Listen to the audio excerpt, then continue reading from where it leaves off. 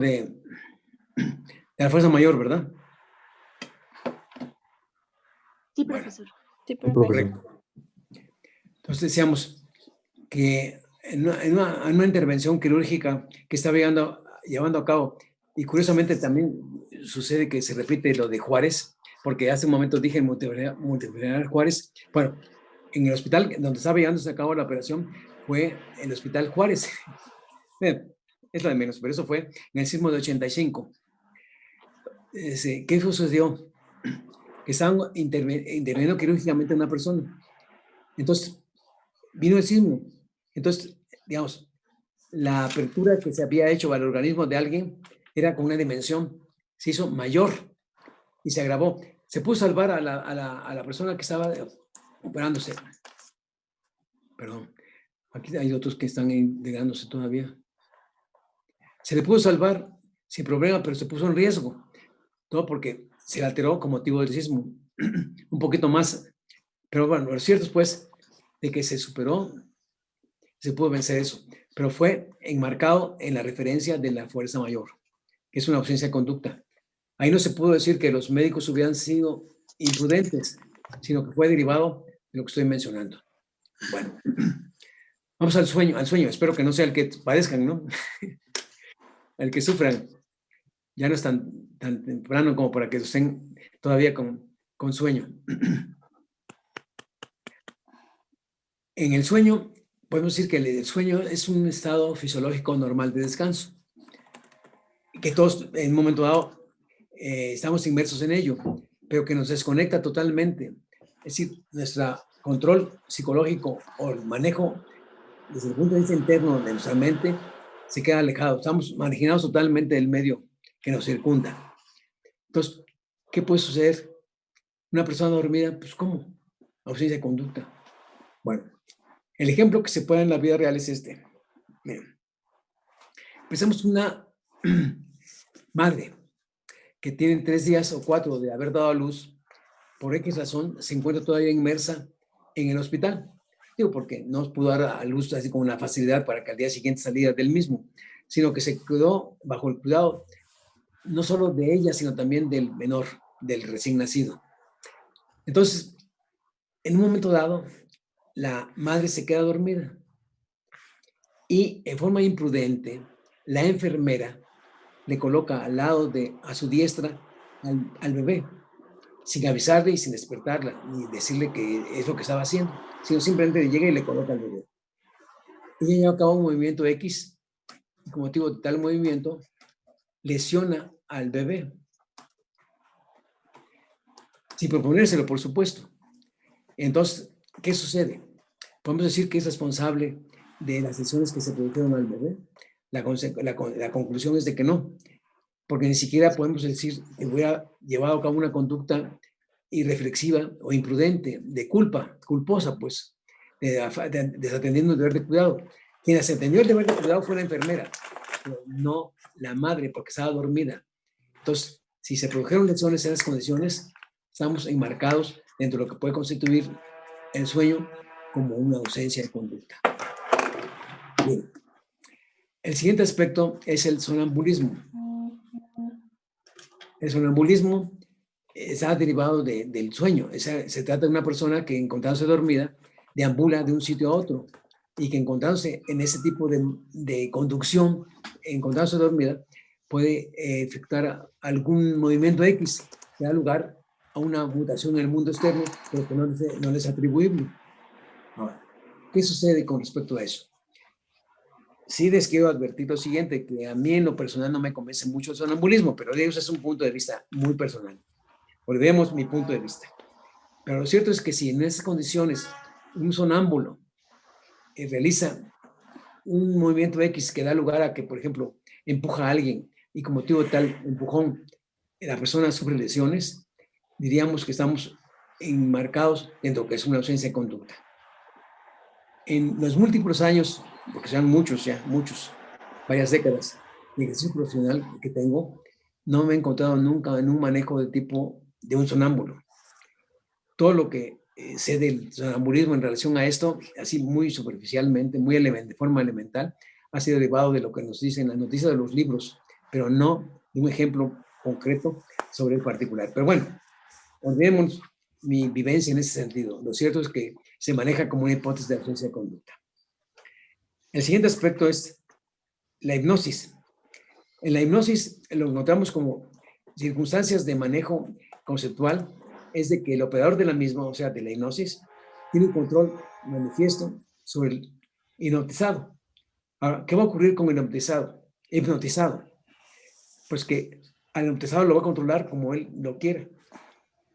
Sobre este particular existen algunas escuelas, porque no nos convence todo lo que se dice sobre el particular, que es, la escuela de Nancy nos habla de que el operador de la hipnosis ejerce un control absoluto sobre el hipnotizado, que le da cualquier instrucción y el hipnotizado va a atender todo lo que le diga. Está la escuela de París que nos dice que el manejo del operador de la hipnosis va a depender de la habilidad que pueda tener en ese sentido y de la predisposición que en un momento dado el hipnotizado pueda prestar si es que está consciente de que se le va a hipnotizar. Pero lo cierto es que más que nada depende del manejo hábil o eficaz que pueda tener. Pero sucede que en esta corriente, en esa escuela, se considera que solo se le da importancia cuando la hipnosis sea sobre aspectos secundarios, cuando se da alguna instrucción al hipnotizado de aspectos que no tengan gran importancia, pero que no va a atender bajo ningún extremo cualquier indicación, aunque sea hipnotizado, sobre aspectos primordiales. No es lo mismo que le diga, lleva a cabo este objeto de un sitio a otro y el hipnotizado lo atienda, a que le diga, priva de la vida a alguien, cuando es fundamental. Claro que en la escuela de Nancy se nos da a entender que sí tiene que atender todo lo que se le diga, porque ciegamente tiene que atenderlo. Pero bueno, existe la escuela intermedia, la escuela italiana, en que sucede que va a depender de muchos aspectos, no solo de la habilidad del operador, sino también de algunos renglones de la vida real que impidan o que obstaculicen el que se maneje en forma adecuada la hipnosis. Olvidemos eso. Te vamos a suponer que nos afiliamos. Yo no me afilio a ello, pero bueno, vamos a pensar que estoy en la hipótesis o que estoy convencido, no lo estoy, confieso que no lo estoy, de que el operador de la hipnosis ejerce un control manifiesto sobre el hipnotizado. Y le dice, oye, priva la vida a alguien, y el otro lo hace. Porque, digo, si es que atendemos esa escuela. Entonces, ¿qué va a suceder con el que realiza esa conducta? Pues no va a tener más que a su favor la ausencia de conducta, porque no pudo evitar lo que se ejerció en su contra. Pero vamos a ubicarnos mejor en algo que puede suceder y que es tangible en la vida real. Ya no estemos pensando en una escuela que nos pueda convencer o no. Vamos a poner que un perverso hipnotizador sí quiere privar de la vida a otra persona, pero lo hace en esta forma, lo hace con alguna sutileza. Imaginemos esto, que se trata de un médico perverso que quiere privar de la vida a un paciente. Entonces le dice al enfermero que está encargado de custodiar a ese paciente. Le dice, oye, lleva ese recipiente, que es el medicamento que debe aplicarse a X paciente, porque eso le va a restablecer muy bien. ¿Y cuál restablecer? Realmente lo que está dando en ese recipiente es una sustancia que va a afectar la salud, que va a agravar al propio paciente. O incluso, exagerando, va a originar que se muera, que lo prive la vida. El enfermero, pues, aunque sea un hipnotizado, que incluso no es necesario que sea hipnotizado, simplemente es un recipiente que contiene una sustancia que supuestamente va a proporcionarle un restablecimiento adecuado al paciente. El otro atiende aquello y si con motivo de haberle proporcionado esa sustancia contenida en ese recipiente, el paciente muere o el paciente se agrava en cuanto a su salud, no puede decirse que tenga responsabilidad. ¿Por qué? Porque el perverso es el operador de la hipnosis. Y por último, movimientos reflejos, que es otra hipótesis de ausencia de conducta. En el caso del movimiento reflejo, son manifestaciones de tipo orgánico sin control anímico. El individuo no tiene un control anímico de lo que está sucediendo. Son respuestas que en un momento dado pueden manejarse como instintivas. ¿Qué sucede en ese caso? En ese caso, lo que está presentándose es que también se da la hipótesis de denuncia de conducta. Un ejemplo al que he acudido, que a lo mejor es un ejemplo trillado, pero que para mí es muy gráfico, muy descriptivo, puede ser este. Una mujer embarazada maneja su vehículo en determinado momento y por X razón tiene la compañía de 2 personas más. Va en el manejo del vehículo y de repente sufre algunos dolores severos muy vinculados con el embarazo en el que se encuentra inmersa. Entonces, con motivo de ello, por segundos deja el manejo adecuado de su vehículo y con motivo de tal circunstancia se proyecta contra un árbol o se proyecta contra una barda y las personas que lo vienen acompañando sufren algunas lesiones. ¿Qué sucede?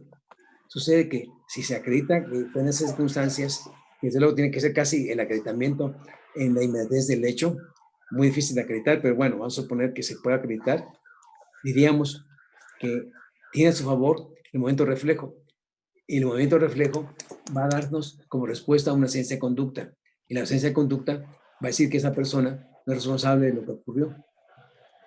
A lo mejor desde el punto de vista, digamos, del derecho civil, podría responder por las lesiones de las personas que padecieron las mismas con motivo de la conducción, pero penalmente no se puede decir que ha cometido una conducta típica. Es decir, no puede ser responsable de delito de lesiones. Y entonces tiene a su favor la ausencia de conducta. Bueno, es por lo que se refiere a las hipótesis de ausencia de conducta. ¿Alguna pregunta, alguna aclaración que se requiera sobre el particular? Profesor, Disculpe, ¿podría profesor. repetir la definición de movimientos reflejos, por favor? Sí, son manifestaciones o reacciones de tipo orgánico sin control anímico, en donde se producen algunos resultados que no son atribuibles al sujeto que se encuentra inmersa en esa circunstancia. Sí, no hay control mental, no hay una decisión en cuanto a lo que puede ocurrir en torno a ello, porque se presenta algo circunstancial que de repente surge y en donde no puede realizar un control de su actuar, de su actuación. A lo mejor diríamos, para ser elocuentes, que lo que está sucediendo son respuestas de tipo instintivo. La persona simplemente soltó el volante, la mujer embarazada soltó el volante de la conducción de su vehículo por los dolores severos que estaba sufriendo. Entonces, eso fue lo que propicia que se vaya a enfrentar o se vaya a proyectar contra la barda en donde resultan lesionados las personas que lo acompañan. Su reacción es 100% instintiva, pero no estamos hablando de que sea fácil de acreditar esto, pero por eso mencioné el ejemplo de una persona embarazada en donde hay más elementos de credibilidad para que se pueda demostrar que efectivamente una persona en esas circunstancias, por el avance, digamos, del periodo de embarazo que tiene, puede haber sufrido estos dolores severos. Incluso imaginemos, a lo mejor voy a exagerar, no al grado de que ya tenga que irse al día siguiente o a las horas a que dé a luz, pero sí tiene algún tipo de reacción en ese sentido, donde sufre grandes dolores que le ubican a la persona embarazada en las circunstancias. Digo, sí repetí el concepto, pero también quise volver a dar la explicación de qué es lo que puede suceder en el ejemplo que menciono. ¿Sí está entendible el enfoque? Sí, profesor, muchas gracias. Bueno, eso es por lo que se refiere a las hipótesis de ausencia de conducta. Profesor, A ver, adelante. tengo una duda. Sí. Bueno, no sé qué tan si es certero sea, pero me acuerdo de que a pesar de que haya ausencia de conducta en algunas ocasiones, el puede generar responsabilidad. Tengo entendido que los únicos que no generan responsabilidad son las fuerzas exteriores irresistibles, que es la vis absoluta y la vis mayor. Entonces, en el sonambulismo, en los movimientos reflejos, creo que sí se genera responsabilidad de forma culposa, ¿no?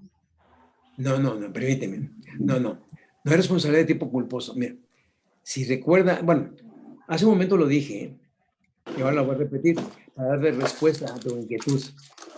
Dije, es probable que desde el punto de vista del derecho civil Y eso lo dije en el momento reflejo, pero también puede ocurrir en nosotros.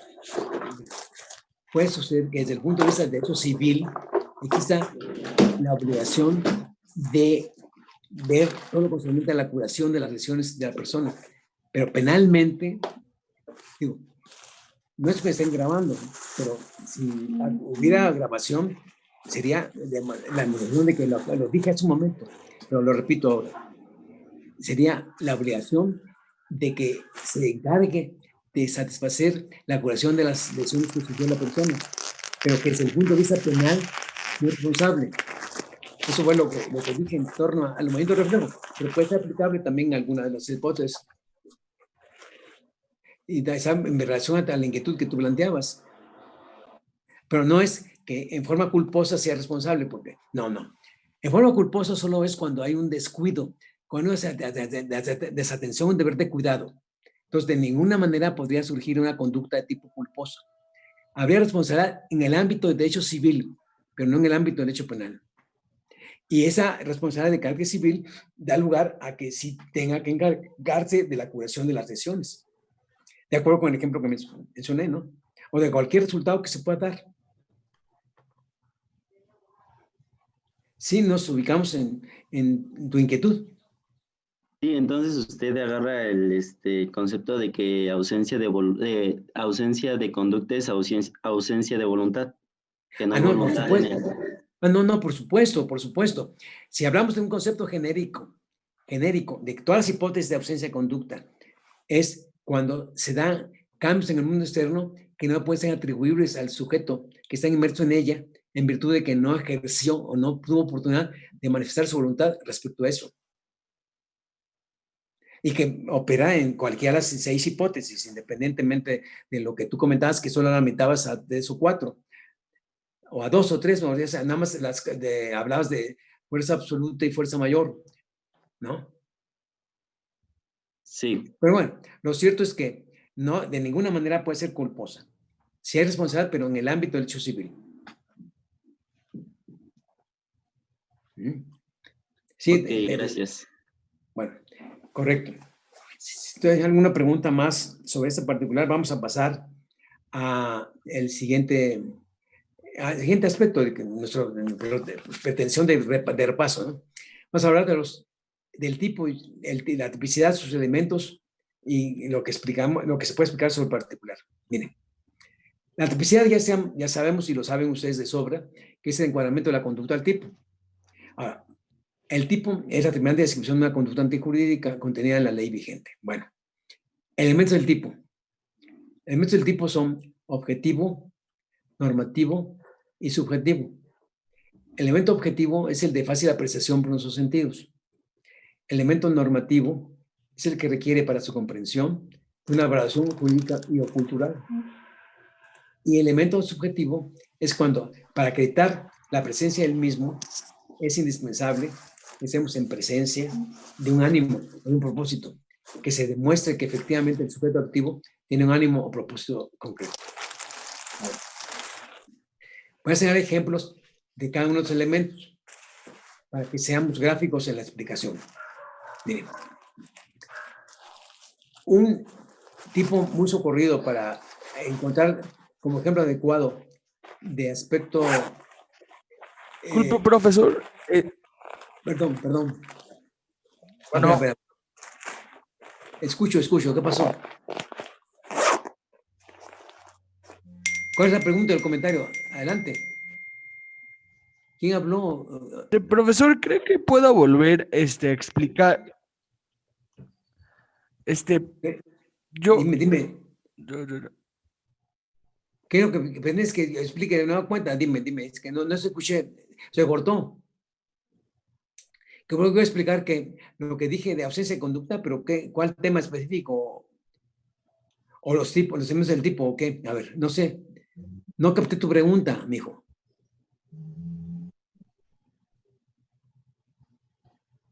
¿Quién es el inquietud? ¿El mundo? Creo que no puede hablar, pero creo que quiere que explique los elementos del tipo, profesor. Bueno, correcto. Está bien.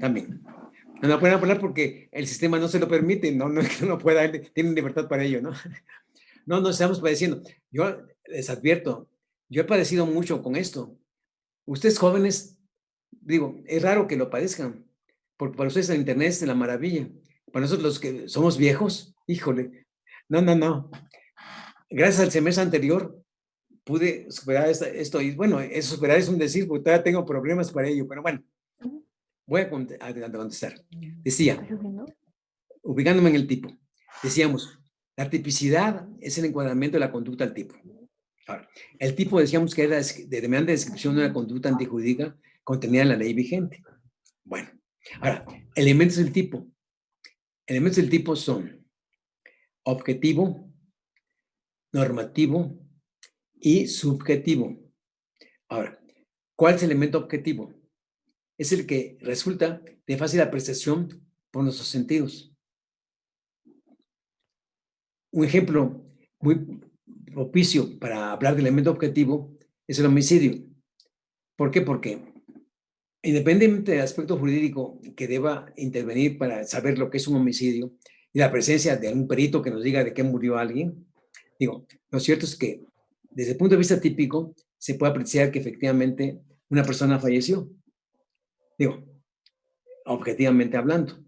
Ya sabemos que interviene la ciencia para que nos diga el porqué de ello, pero bueno, lo cierto es que es un ejemplo de tipo con elemento objetivo. Ahora, un elemento normativo, o sea, aquel que requiere para su comprensión de una valoración jurídica y o cultural. Ejemplo, los delitos cometidos por los servidores públicos siempre involucran como sujeto principal y primordial al servidor público. Entonces, tenemos que tener una idea, jurídicamente hablando, de lo que es un servidor público.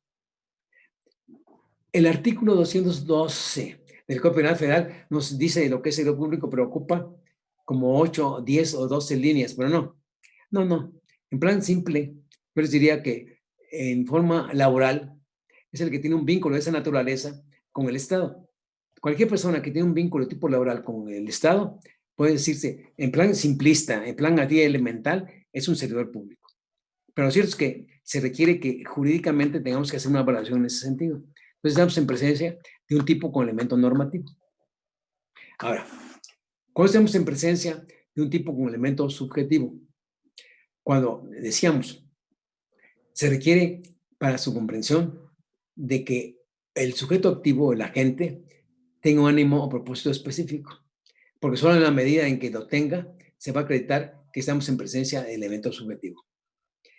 Un ejemplo palpable de ello lo encontramos en el robo, porque para que se pueda hablar de robo, no solo basta que exista el apoderamiento de cosa ajena mueble, que eso correspondería al elemento normativo, sino que el sujeto activo o agente tenga el ánimo, dominio sobre el bien ajeno.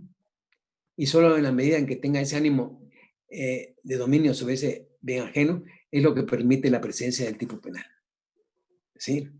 Entonces, ahí estamos pues en presencia de los 6 elementos del tipo. Ahora, ¿qué sucede con el elemento objetivo? El elemento objetivo nos obliga a que tengamos una idea de la calidad específica del sujeto activo, calidad específica del sujeto pasivo, lo que es un objeto material, lo que es un objeto jurídico y lo que son las modalidades. Las modalidades son atendiendo a los medios, atendiendo al espacio en el que deba ocurrir el tipo, atendiendo el tiempo en el que deba darse el tipo o a una circunstancia o situación. Veamos los casos. Miren, en cuanto a elemento objetivo con calidad específica de sujeto activo o pasivo, vemos como ejemplo el homicidio por acción de parentesco, que viene a ser una derivante de hace muchos años de lo que anteriormente se manejó como parricidio. ¿En qué consiste este tipo penal? Es el que priva de la vida a su ascendiente o descendiente consanguíneo en la recta. El que priva de la vida, pero a sabiendas de ello, ¿no? En eso consiste el tipo penal. Pero entonces, ¿qué se requiere? Que se requiere que el sujeto activo tenga una calidad específica. ¿Cuál va a ser? Tiene que ser un ascendiente o tiene que ser un descendiente. Ahí tenemos la respuesta. Si el que priva de la vida es un cónyuge, es sujeto activo. Y sujeto pasivo es su par. Si el sujeto activo es la concubina es el sujeto activo, el sujeto pasivo es el concubinario. Si el sujeto activo es un adoptante, el sujeto pasivo es el adoptado. Entonces ahí tenemos la demostración para que se pueda hablar de homicidio por razón de parentesco de las dos calidades específicas, de sujeto activo y sujeto pasivo. ¿Sí? Bien. Objeto material es el ente corpóreo sobre el cual recae la conducta típica. En la mayoría de los delitos coincide el objeto material con el sujeto pasivo, pero hay algunos casos en donde no hay tal coincidencia. Ejemplo, en el robo, el sujeto pasivo es el propietario del bien que se sustrae, el bien que se roba, pero el objeto material es el bien que se robó. Pensemos que se trata del robo de una computadora. El sujeto pasivo es el dueño de la computadora, pero el objeto material es la computadora que se sustrae. Entonces ahí no hay tal coincidencia, pero ahí es donde se da esa bifurcación. Uno es el sujeto pasivo y otro es el objeto material. Pero el objeto jurídico es el bien jurídico que se protege. Si hablamos de robo, pues el bien jurídico que se protege es el patrimonio. Si hablamos de violación, es la libertad sexual. Si hablamos de secuestro, es la libertad de locomoción. Si hablamos de cualquier delito cometido por usuarios públicos, pues estamos hablando de la afectación a la honradez, a la legitimidad, a la lealtad, a la imparcialidad, a la eficacia. En fin, esos son los bienes jurídicos. Ahora, en torno al mismo elemento objetivo, estamos hablando de modalidades. Son medios, decía yo, determinado lugar, determinado espacio, en determinado espacio o determinado lugar, o determinado tiempo, determinada situación. ¿Cuáles pueden ser los medios? Por ejemplo, en la violación, para que se tenga por cometida la misma, tiene que ser cuando se realiza la cópula mediante violencia física o moral. Son medios que específicamente señala la ley. Si no se satisface alguno de ellos, no hay tal delito. En cuanto a calidad específica no, sino el que el delito deba ocurrir en determinado espacio. Si, por ejemplo, hablamos de robo grabado en forma violenta o que ocurra en la vía pública, para que se pueda hablar de el robo agravado, tiene que ser en la vía pública. O que se emplee, eso ya son medios, violencia física moral. Pero lo cierto es que son modalidades que corresponden al robo agravado, no al robo simple, pero que sí explican lo que estamos mencionando en el tema. Ahora, determinado lugar, determinado tiempo en el que debe cometerse el delito. El aborto, miren. El aborto conceptualmente, en forma genérica, es la interrupción del proceso de gestación en cualquier momento de la preñez. Sin embargo, de acuerdo con las reformas que se hicieron al Código Penal en 2007, abril de 2007, me está hablando aquí, que me conceden unos minutos, pero ya son 9:33, pero déjenme terminar esto para que no se corte el tema. Digo, espero que antes de las 9:40 o a las 9:40 ya nos tendríamos que despedir. Si nos corta el tiempo, bueno, ustedes van a perdonar que no es desde mi parte, sino como es la computadora, ¿no? Bueno, volvamos. Decía yo, ya hasta me desconcentré. ¿Qué están mencionando en este momento?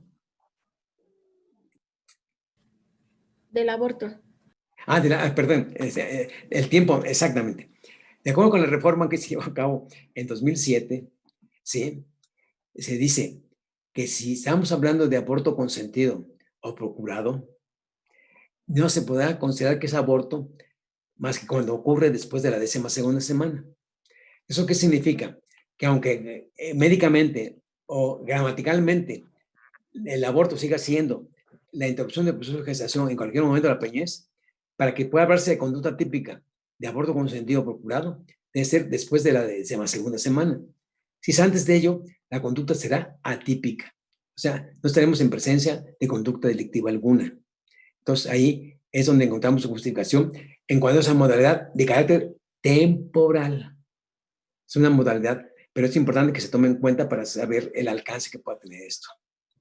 En fin, y determinada situación es cuando, por ejemplo, si hablamos de del homicidio o las lesiones en riña, la riña, o sea, que es la contienda entre dos o más personas con ánimo de lesionarse o de cuidarse la vida, es lo que va a justificar que la penalidad que se destine para ese tipo de delitos va a ser inferior, va a ser más reducida, porque no es el delito simple. Entonces, o bien, en plan así de agravación, si el delito de homicidio o de lesiones se comete con cualquier calificativa, va a justificarse que la pena que se aplique sea mayor. ¿En qué pensaremos?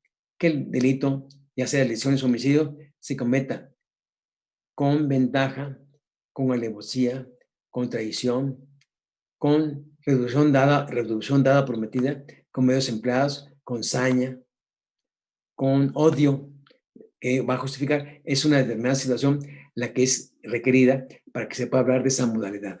Entonces ahí tenemos pues la presencia de los elementos objetivo, normativo y subjetivo.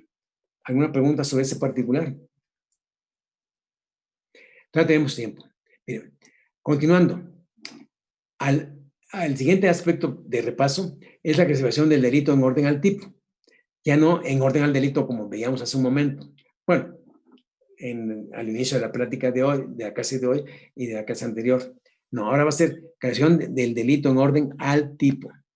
Decimos que atendiendo a su composición, los tipos pueden ser normales y anormales. Son anormales cuando solo están dotados de elemento objetivo, el que veíamos hace un momento, solo objetivo. Ahora, son anormales cuando además del objetivo contienen elemento normativo y o subjetivo. Ejemplo, pues, de tipo con elemento objetivo nada más y en consecuencia normal es el homicidio. Ya, ahí lo dejamos. ¿Y cuál sería un ejemplo de tipo anormal? Porque además de contener elemento objetivo, contiene elemento normativo y o subjetivo. Acudimos a nuestro corrido ejemplo de robo, porque no solo es la sustracción del bien, no solo es el apoderamiento de cosa ajena mueble, que ya implicaría elemento normativo, o elemento objetivo, la sustracción del bien, sino que se tenga también el ánimo de dominio. Entonces ahí estamos con la presencia del elemento subjetivo. Y en consecuencia, ese es un ejemplo de tipo anormal. Ahora, por su metodología, los tipos son básicos o fundamentales, especiales o complementados. Son básicos cuando tienen a la figura primordial, a lo que es sustancial para conocer cualquier tipo penal. Los ejemplos en el patrimonio, el robo, y en el ejemplo de la vida tenemos el homicidio. Ahora, cuando estamos en presencia de un tipo especial. ¿Puede volver a repetir el básico, por favor? Sí, cuando se toma como punto de partida la esencia y lo primordial de la figura que en un momento dado, o las figuras que en un momento dado sean motivo de análisis o estudio. Y por eso decimos que siendo lo fundamental o lo toral de cualquier tipo, en el homicidio es la vida y en el robo es el patrimonio. ¿Sí? ¿Sí es entendible? Ahora, cuando estamos en presencia del tipo especial, cuando se toma como punto de partida al básico, pero se le añaden ciertas características que propician un desprendimiento, un pequeño desprendimiento de lo que es el tipo básico. Por ejemplo, en el homicidio por acción de parentesco, no solo es el que se prive la vida a alguien, sino que se prive la vida al ascendiente o al descendiente, o al cónyuge, o al hermano, o al adoptante o al adoptado, a la concubina o concubinario, sino que además también de ello, que es ese ingrediente que se añade, que se prive la vida conociendo el vínculo de parentesco que se guarda. Entonces, al tener noticia de ello, estamos en presencia de lo que constituye un tipo especial. Ya se nos fue el tiempo de la clase, porque nos falta un minuto para las 9:40. Pero bueno, ahora sí que se me ha hecho muy corto el tiempo. Pero bueno, he contado con la paciencia de ustedes, la cooperación y pues se las agradezco mucho. Ya estaremos en la posibilidad de vernos la siguiente plática. Muchas gracias, muchachos, y síganse cuidando, por favor. Gracias, profesor. Gracias, profesor. Gracias, profe. Gracias, profesor. Ustedes, Gracias, Gracias, profesor. Hasta luego. Gracias, profe. Gracias, profesor. Hasta luego. Gracias, profe. Buen fin de semana para ustedes. Hasta luego, profesor. Igualmente. Hasta luego, Gracias, profe. profe. Cuídase mucho. Gracias, muchachos, a todos.